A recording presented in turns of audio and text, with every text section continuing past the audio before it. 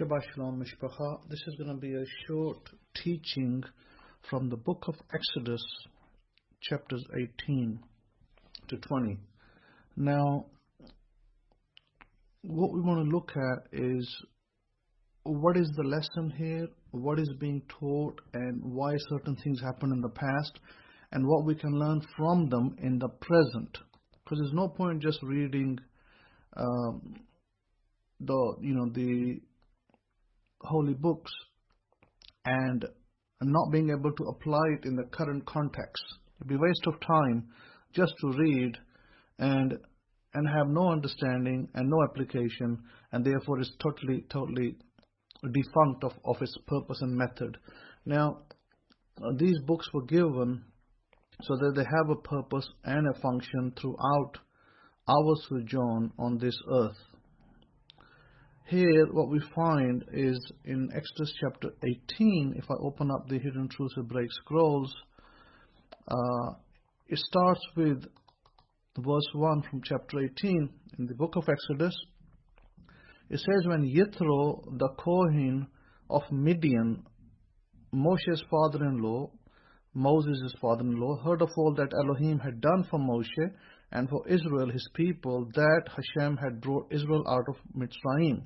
Now, that's a statement. That's a big statement. If we go inside that statement, if we open up that statement a little bit more, then we will see a lot more in it. And there's a next line which says, then Yithro, Moshe's father-in-law, took Zipporah, Moshe's wife, after he had divorced her, sending her back. Now, we'll come back to that bit later, but first of all, Yithro, as known as Jethro in the English.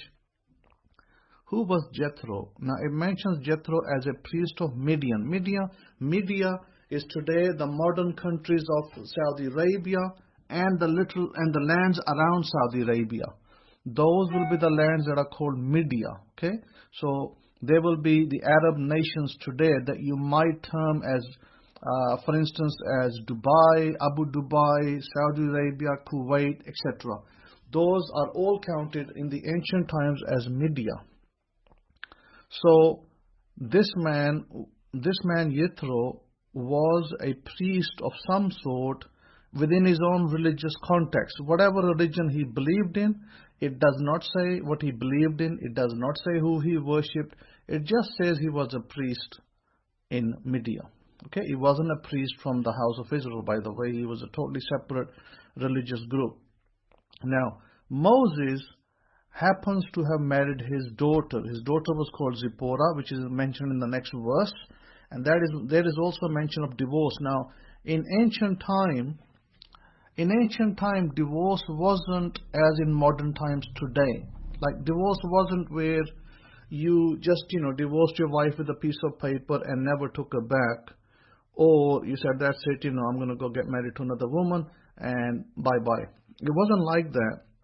In the ancient times, now notice that in this particular context, Zipporah, Moses' wife, had actually children as well. So she didn't go back with just herself, she had gone back with her sons. Because it mentions them in the next verse, and it says, and her 2 sons, of which the name of one was Gershom, for he said, I have been a stranger in a foreign land. So, coming back to line 1, it says Kohen, priest of Midian. So he was priest of some religious order and some religious sect, and therefore he had ended up marrying Zipporah, the daughter of an Arab. Okay, now let's keep the context straight now. So Moses was married to the daughter of an Arab, and the Arabs, from what we know of today, prior to the religion of Islam coming up in the 14th century, at least we know, or I should say, not in the 14th, in the 7th century, I wouldn't go back to 6th century. I would say that there was a lot of idolatry in the sense of idolatrous practices. Okay, let's make it a little bit clearer. It was some practices that were considered inappropriate, like, for instance, these people And this is written in Arab history. It's not something that you can make up. It's in Arab history that each person had an idol, and an idol was their god of some sort, some kind of power, authority in their life, and so they each kept their idol with them, in their dwellings. And we also know from the ancient history of the Kaaba in Mecca that also housed many different idols prior to the advent of the Prophet of Islam, who came and destroyed them all.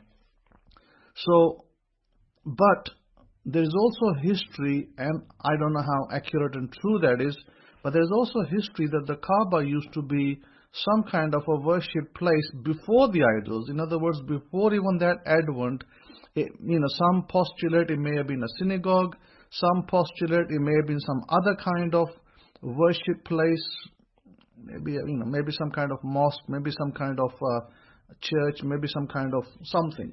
So it was some kind of worship place prior to it having the idols. So what they're saying is that it used to be monotheistic worship, then from monotheism it went to polytheistic, and from polytheistic it went back to monotheism. Anyway, that's just a brief history. We don't know what part of that history is accurate and what not. So clearly here, Media, who was Jethro? See, that statement is loaded. It says, when Yithro the Kohen of Midian, Moses' father-in-law, heard of all that Elohim had done for Moshe. Okay, who's Elohim? Who is Moses? Who is Yithro? Yithro was a priest of some religious order, not from the Torah, not from the order of Abraham, house of Abraham. He was a separate house. Yithro happened to be an advisor in the king's court. In other words, in Pharaoh's court, he was an advisor. How did he know who Elohim, who God is? Well, this Elohim, this God that he had heard of, was a God of Abraham, Isaac, and Jacob. So this was a separate entity from the other entities that they worshipped, because in those days there were people who worshipped cows, there were people who worshipped sheep, there was people who worshipped cats, there was people who worshipped dogs. By the way, all that happened in Egypt. Ancient Egyptians did all of that. They worshipped cows, they worshipped dogs, they worshipped cats, and they worshipped sheep. And if those of you who live in London, if you ever get the chance, I'd encourage you to go to the History Museum in London, and you will actually find ancient gods of Egypt in the museum in London. They have them there on show. So, having said that, here, when it says that Moses' father-in-law heard of what God had done for Moses, meaning that Israel as a nation was in exile, was in captivity, was in slavery. They were brick builders. So God had removed them from Egypt, from a mighty power. Pharaoh was very powerful. God had removed them from the mighty power, brought them out through Moses and Aaron. Aaron's not mentioned over here. He is mentioned later. And so he had used these people to bring out a people from a mighty leader, so the news had spread. The news had spread that Israel's God was very powerful. And so here, Abraham's God being very powerful, this news had gotten out, and they had heard. What is this that he heard? Well, he heard that Moses brought the people of Israel through the desert, harsh desert terrain. I mean, what are we talking about? Just look around Gulf of Aqaba, Egypt, south of Egypt, Gulf of Aqaba. Look around that area. That's kind of very harsh desert heat region. And today, you may have heard of the Neom city being built right next to the Gulf of Aqaba. I mean, that is in the plans as we speak. And they're trying to, the Saudi Arabian ruler, MBS, is trying to build a city that is going to be totally based on natural resources, natural, power, not, the carbon fuels cycle. He wants to remove that, build a city totally reliant on electric and no vehicles, and having its own transportation, plants, water, everything. So that's, that's kind of by the by over there. That's happening now, and that's a project in the pipeline. So here, what we find is that Jethro was an advisor in Pharaoh's court. When Pharaoh called 3 of his advisors, one of them was Jethro, one of them was Job, and one of them was Balaam, who's supposed to be a powerful magician. And when God called 3 of them, Jethro was the one that had told Pharaoh, don't do nothing to the Jewish people. He had told them, don't kill them, don't do nothing, let them be. They're not going to say nothing to you, they're not going to do nothing to you, let them be. But Pharaoh did not listen to the advice of Jethro. He actually ended up listening to the advice of Balaam, by the way. And that's another story. But what we are told in our books is that because Jethro was neutral, because Jethro did not want the children of Israel to be slaughtered and murdered, that God had looked favorably on Jethro, and Jethro ended up becoming the father-in-law of Moses. Moses was a great prophet, as you know.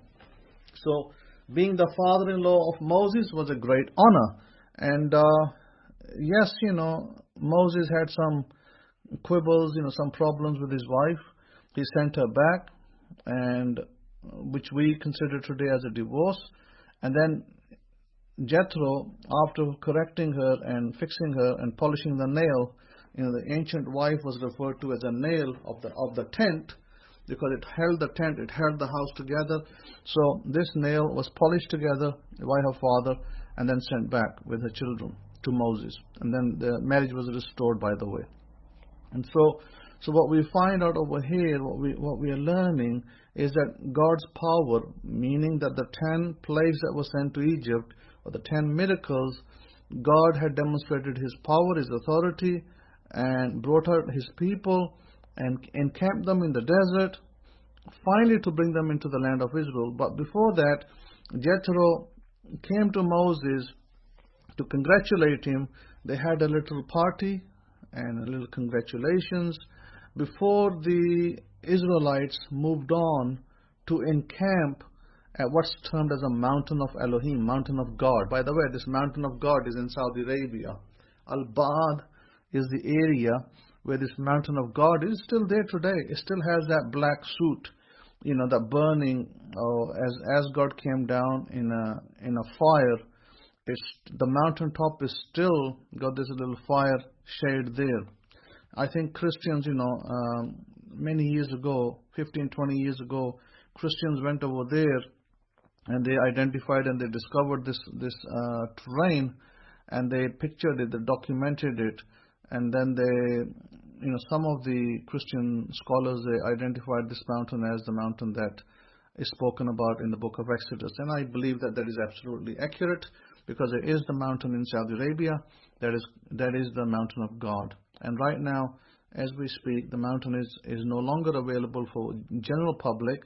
Saudi government protects it. They have put fences around it so nobody can go and desecrate it, and steal stuff from there, like artifacts and whatnot, things of that nature. So it says that in here, it also says that Moses, in verse 7, Moses went to meet his father-in-law, bowed down and kissed him, and they asked each other about their well-being, and they went into the tent. Now, from here we can understand that Moses was a prophet, he was also a Levite, and he also married outside of his camp. So what does that show you? A person from the house of Israel can marry outside his camp. He's allowed to, provided his wife is loving and is willing for him to continue to serve God, and she does not desecrate the name, and she does not violate the Torah in any particular way. Therefore, yes, that is allowed. So that, these are clear lessons that we learn from here. Also within this portion, we have the fact that here Jethro looks at his son-in-law that is sitting there all day long advising people. They have all sorts of problems. 2 million people having all sorts of problems coming to him, and he constantly has to advise them, and is getting tired, and it's a long day. And so Jethro says to him that, look, this is not a good way. And Jethro gives him advice to set up magistrates for his people, that they may handle all the tasks.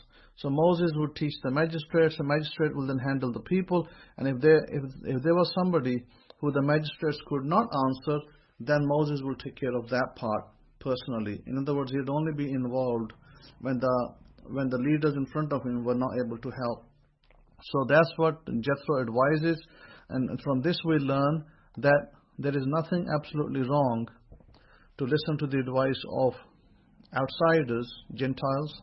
There is nothing wrong to listen to their advice and apply what part works for you. So, if somebody told you to start a business and you did your research and you found out that everything looked good, crossed all the T's and dotted all the I's, you're sure you can start the business. So there's nothing wrong with that. But so listen to advice of people. Listen to everybody. I usually say this: listen to everybody, but only apply the advice what works for you. What works for you within your context of Torah, you apply, and what doesn't work, you just discard it. That's the lesson being given over here, because people, God always works through people.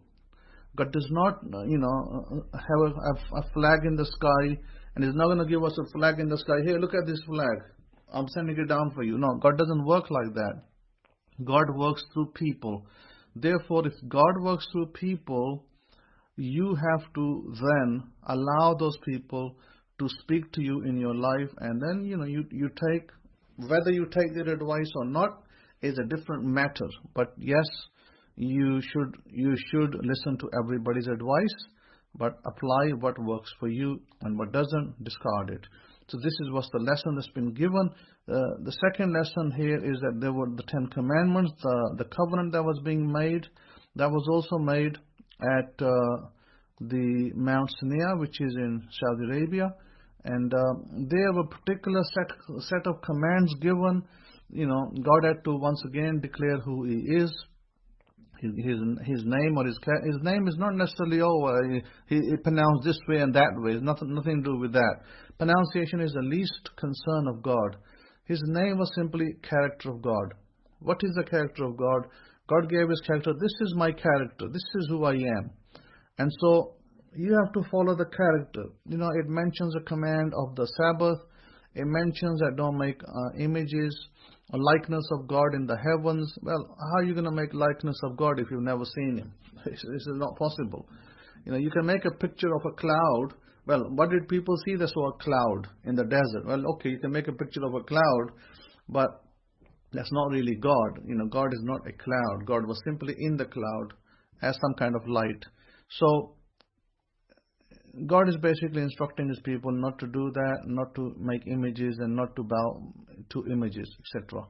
So all of that is given. The Sabbath is given, and other commands are given is not to use God's name falsely in oaths.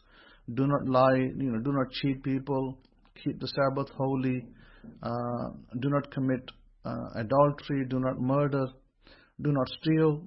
All the 10 commands, which are not very easy, by the way. Not very easy. It might seem easy. Oh, only 10. Yeah, it might seem easy, but it's not easy. I can tell you, as a matter of fact, on my travels here in the East, every other person over here, every second person here lies. Okay? When they sell their goods, when they do deals, when they speak to you, they lie all the time. If there was a fan, I think there was a joke about I think it was Bill Clinton, maybe. Yeah, Bill Clinton. So the joke was on one of the ex-presidents of America, Bill Clinton, that he died and he went to heaven. By the way, he's not dead. It was just a joke that he died, he went to heaven. And somebody came to Peter and said, how's Bill Clinton doing? And he said, well, he's over there. And Bill Clinton basically lied so much, because remember the case he had with Monica Lewinsky, and he lied so much that they said that every time he lied, the fan was spinning and giving air, like the clock.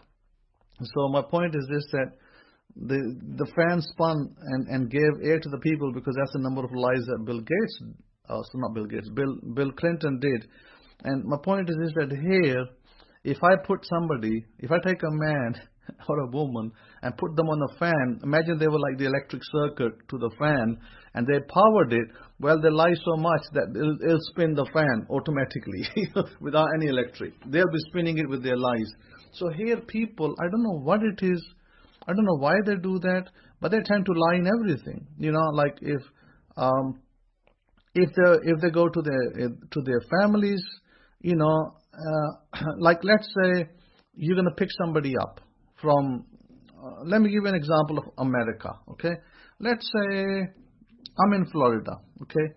And let's say in Florida, I said to somebody, hey, I'm going to pick you up from Tallahassee, okay? And so they say, okay, yeah, I'll come to Tallahassee at 12 o'clock midday and pick me up from Tallahassee. So I go to Tallahassee, and I'm waiting over there, and the person who's coming up to Tallahassee, they're coming up from somewhere in Florida as well, and they say to me, they might say to me, let's pick a spot. Okay, let's pick a spot. They might say, I'm in Jackson, okay, Jackson, Florida. And I say, okay, but they're not in Jackson, Florida. They're somewhere totally different, but they're lying to me that they're in Jackson, Florida. And they might say to me, well, I'm in Jackson, Florida, it's going to take me 2 hours to get there. And I say, okay, but they're somewhere else. And then when they're not even close to Tallahassee, and when they're not even in Jackson, they're totally somewhere different. And they get to, maybe they're totally somewhere else. Maybe they're in Orlando, or maybe they're in Tampa, and they're telling me that they're in Jackson. This is my point. My point to illustrate is this is how people lie over here. When you go to pick somebody up, or they're going to travel with you to a wedding, to some other dinner or whatever, and you say to them, where are you? And they say, oh, I'm at such and such junction. But they're not even close to that junction. They lie.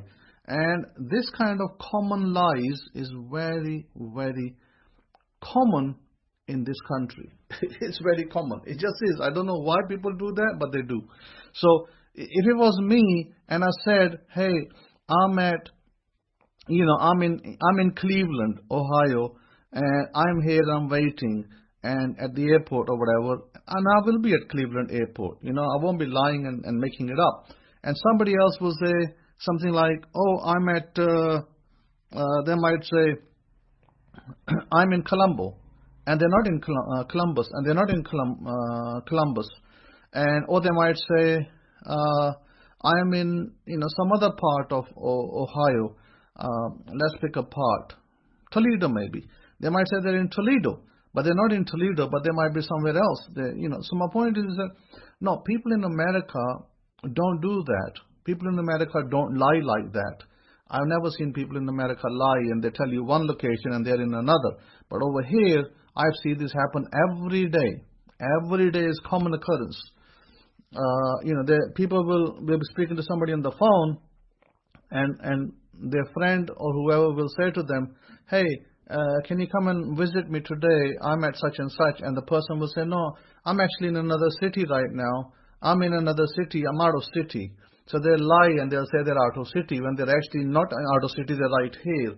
This kind of lying, by the way, is common and very common over here. So what am I trying to teach you? I'm trying to teach you that religion doesn't remove bigotry, okay? Let me be very clear. Religious attitudes do not remove bigotry. If you're going to be a bigot, then you're going to be a bigot no matter how many times you go to the mosque, how many times you go to church, and how many times you visit the synagogue. It doesn't matter. Bigotry is within human nature. It is up to us to stop lying and stop being a bigot, or we continue down the wrong path. So I would encourage you in your own personal lives, try to be, at least as honest as possible. don't lie to people, don't try to cheat people, don't try to,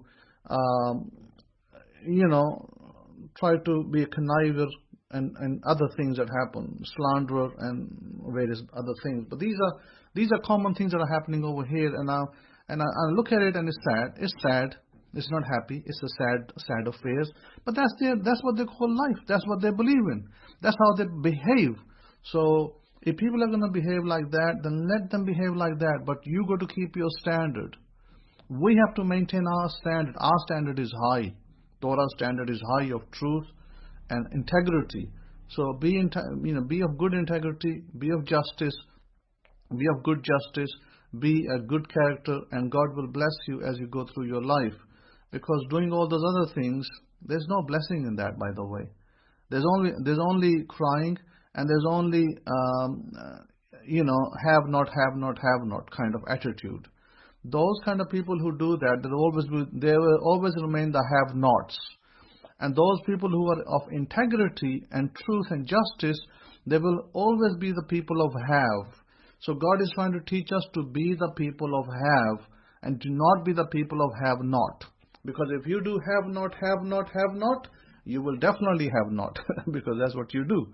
But if you do that God is blessing me and I have, then God will continue to bless you and continue to give you because of your integrity and because of your honesty. It develops a good character. A good character brings blessings into your life.